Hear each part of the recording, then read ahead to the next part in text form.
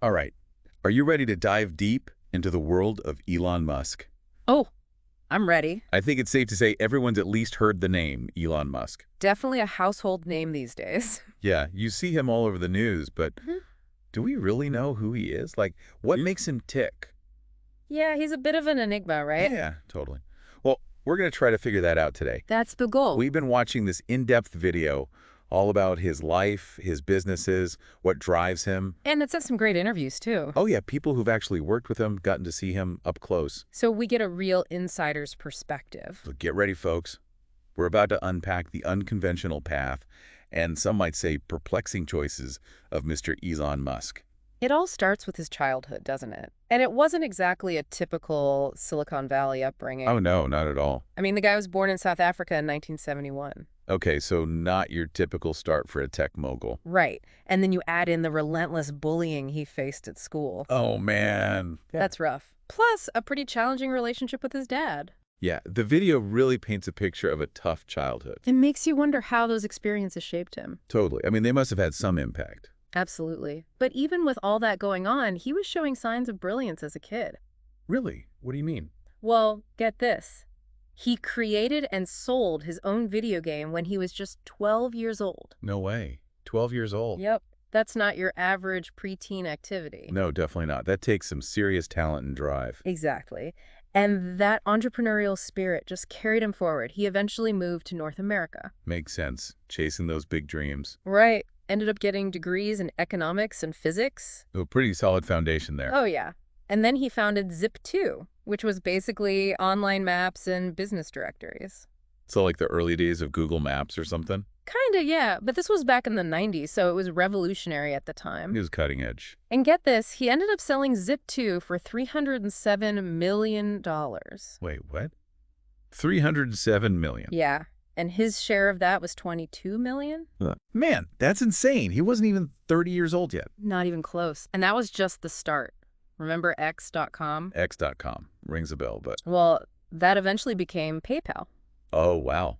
PayPal. Yeah, and when that sold to eBay for a whopping $1.5 billion, Hold on. 1.5 billion. Musk walked away with $180 million. So by 30, this guy was already a multimillionaire many times over. Exactly. Talk about an early start. So what did he do with all that money and freedom? Well, that's where things get really interesting, isn't it? He set his sights on some pretty ambitious goals. Ambitious. Like, we're talking space travel, electric cars, revolutionizing entire industries. It's almost like he's playing a different game than everyone else. Right. And that's where the video dives into this idea of Musk's playbook. Musk's playbook, I like it. Yeah, it's basically the recurring patterns in how he approaches business and leadership. Okay, so what are some of the key plays? Well, one of the big ones is his obsession with detail. I can see that. He doesn't seem like the type to just sit back and delegate.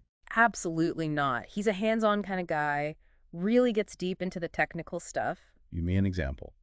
Okay, so back in the early days of SpaceX, they were building their rockets, right? Right, making history. Well, Musk was obsessed with the cost of the components. Makes sense. Rockets are not cheap. But he noticed that traditional aerospace companies were marking things up like crazy. Taking advantage of the situation. Pretty much. So what did he do? He decided SpaceX would manufacture most of their own components. Whoa. Cut out the middleman. Exactly. And that move completely shook up the industry. And probably saved them a ton of money. Definitely. So that relentless questioning, always looking for a better way, that's a big part of his playbook. I can see that. Not afraid to challenge the status quo. Totally. And another thing is his extreme intensity. Oh, yeah. I've heard stories about that. He sets aggressive deadlines, pushes people to their limits. It's a demanding work environment. Definitely not the most relaxing boss to work for. Probably not. But you can't argue with the results. True. He gets things done. And despite that intensity, he manages to attract some of the brightest minds in the world. Why is that? I mean, who would want to work under that kind of pressure? Well, I think it's a combination of things. He's got this incredible vision, this ambition that inspires people. Yeah, I get that. Plus, let's be honest, working on those kinds of projects, it's gotta be exciting. Pushing the boundaries of what's possible, for sure. It's not just a job, it's a chance to be part of something historic. I can see the appeal. And, it's important to remember, Musk might be the face of these companies. Right, he gets all the headlines. But it's the collective talent, the teams of brilliant people that actually make these achievements possible. A good point. It's a team effort. Always is. But, we can't ignore another aspect of his personality, one that's generated a lot of discussion. You mean like the elephant in the room? Pretty much. The asshole factor, as some call it. Yeah, I've heard that term thrown around. He's known for being blunt, abrasive, dismissive of social norms. Yeah, he doesn't seem too concerned with being polite all the time. Definitely not. And, some people speculate that some of his behavior might be related to being on the autism spectrum. Oh, interesting. Which, by the way, is something he himself has acknowledged. Makes you think. It's a complex issue, and it's important to distinguish between a different communication style and genuinely harmful actions. Right, there's a line there somewhere. Exactly. We have to be nuanced in our assessment. All right, so we've got this complex, driven, sometimes abrasive guy who's already achieved incredible success by the time he's 30. What could possibly come next? Well, that's where things get really interesting. We're about to dive into his highly publicized takeover of Twitter. Oh yeah, the Twitter saga. Things get a little crazy there. Are you ready for that? Bring it on. I'm all ears. All right, let's get into it. So Twitter, huh? Yeah, Twitter. I mean, the guy's got SpaceX, he's got Tesla. Right, changing the world. And then suddenly, he's all about Twitter. It did seem to come out of nowhere. What was the point of that whole takeover thing anyway? Like, what was he trying to do? I'm still trying to wrap my head around it. Well, according to Musk, he was deeply concerned about free speech on the platform. Free speech, huh? Yeah, he believed it was being stifled, becoming a threat to democracy itself. I remember that digital town square talk. Yeah, he kept saying that, like, if we lose free speech online, it's a slippery slope to tyranny. Sounds a bit dramatic. It did, didn't it? But that was his argument. And he also had a problem with Twitter's leadership, right? Oh, absolutely. He claimed their location in San Francisco created a liberal bias. That whole San Francisco thing. Yeah, he was convinced they were suppressing conservative voices. And didn't he also mention government censorship? Oh, yeah, he was suspicious of that, too. Thought Twitter was caving to pressure from shadowy forces. So basically, he saw Twitter as this battleground for free speech. Pretty much, and he decided to become the hero, swooping in to save the day. With $44 billion. Exactly. That's how much he paid for Twitter. A cool $44 billion. And then the changes started happening immediately. Oh, yeah, he didn't waste any time. Mass layoffs, a new hardcore work culture. Remember those stories about engineers sleeping at the office? Yeah, it was intense, like a whirlwind of change. And then there were the unbannings. Oh, yeah, he brought back a whole bunch of previously banned accounts. Trump, Kathy Griffin, Marjorie Taylor Greene, Jordan Peterson. It was quite the lineup. Definitely send a message. Like the old rules don't apply anymore. Exactly. But then things got a little weird. How so? Well, that whole free speech thing started to look a bit inconsistent. Oh, yeah, I remember that incident with his tweets. You mean when he wasn't getting as much engagement as President Biden? Yep, that's the one. And then he had his engineers artificially boost his own tweets. Doesn't really sound like a level playing field. It did seem a bit hypocritical, didn't it? Like, free speech for me, but not necessarily for thee. Exactly. And wasn't there also something about banning Substack links? Yeah, he wasn't a fan of Substack. And he even banned the word cisgender for a while. Really? Cisgender? Yep. Claimed it was being used as a slur. Didn't seem very open to diverse viewpoints, did it?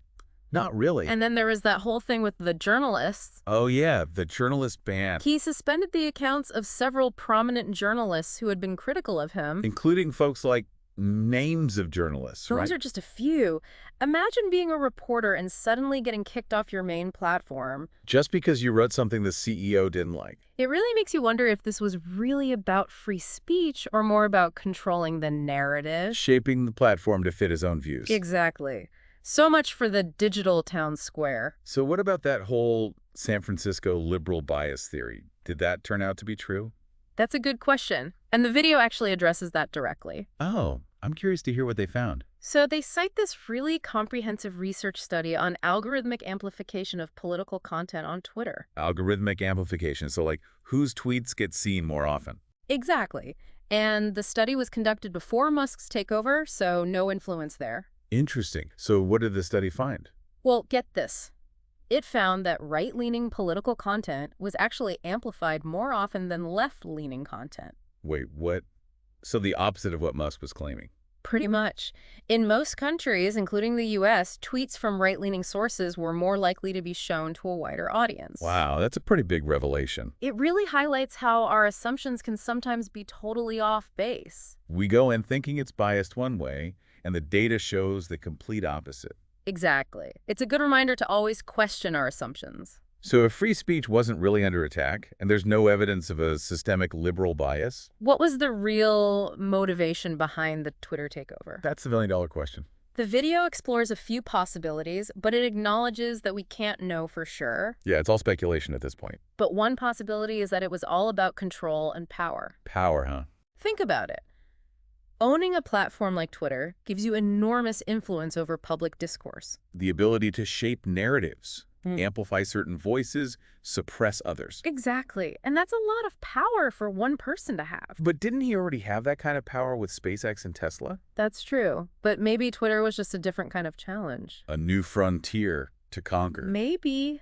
Another possibility is that it was simply about personal gratification. Personal gratification? Like, what do you mean? Well, he seems to genuinely enjoy using Twitter. To promote his views, attack his critics. Even engage in a bit of trolling.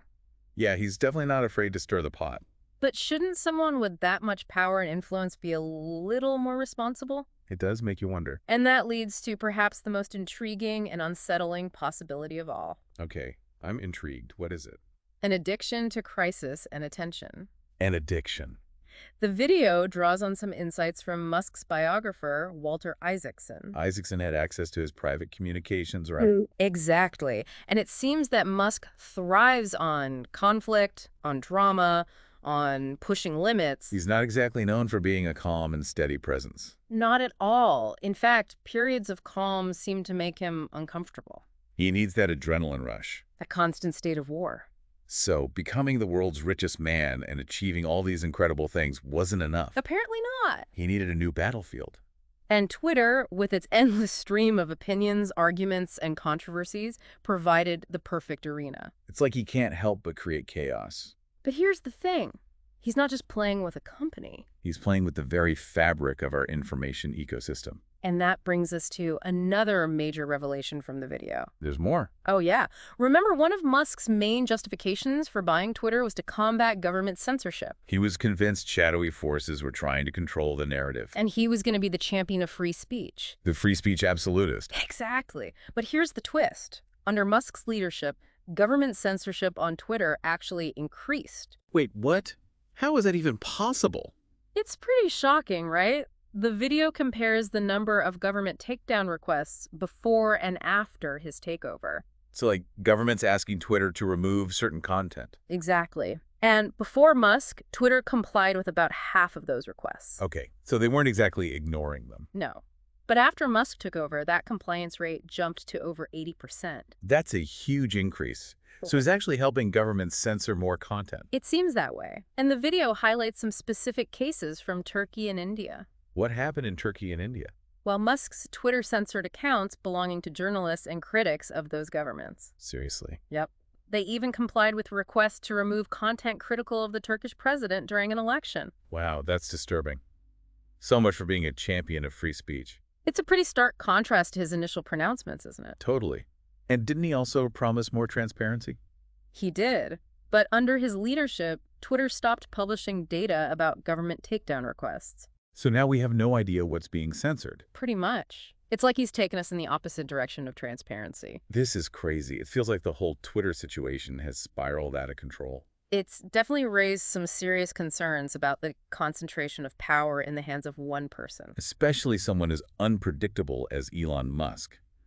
So we started this deep dive celebrating Elon Musk. The visionary, the innovator. Yeah, pushing the boundaries of technology, achieving what seemed impossible. But now Now we're questioning his motives, the impact of his actions. especially with this whole Twitter situation. It's been a wild ride, hasn't it? It really has. So in this final part, I kind of want to step back, look at the bigger picture. Yeah, what does this all mean? What does Elon Musk's story tell us about the world we're living in? This world of tech giants, social media, immense power concentrated in the hands of a few individuals. It's kind of scary when you think about it. It is, and the video does acknowledge his achievements. Yeah, the breakthroughs, the audacity of his ventures. But it also raises concerns about the potential for harm. When so much power goes unchecked. Exactly. I mean, at the beginning of this deep dive, I was all in on that whole disruptor image. Right. Shaking things up, challenging the status quo. Yeah, but now I'm seeing the other side of that coin. Disruption can be a force for good, But it can also be destructive, especially when it's driven by ego or a constant need for attention. which seems to be the case with Musk. It's a valid point. So what kind of leadership do we need in this crazy world? Right. Do we want leaders who thrive on chaos? Who pick fights on social media? Or do we need leaders who are guided by a deeper sense of responsibility? Leaders who actually care about the greater good. It's a question we all need to be asking ourselves. Because these tech giants, these billionaires, They're shaping our future, whether we like it or not. and their decisions have real-world consequences. Look at Twitter. It started with these grand pronouncements about free speech, But it's become something much darker. something much more troubling. So where do we go from here? What can we do? Musk's not going anywhere. He's involved in so many areas. Space travel, AI, electric vehicles, It feels like he's shaping the future. and we're just along for the ride. I think the first step is awareness. We need to understand how these systems work, How they influence our lives. where the potential pitfalls lie. The more informed we are The better equipped we'll be to navigate these complexities. to make choices that align with our values. We can't be passive consumers of technology, We have to be active participants, asking tough questions, demanding transparency, holding those in power accountable. even when they seem larger than life, Exactly.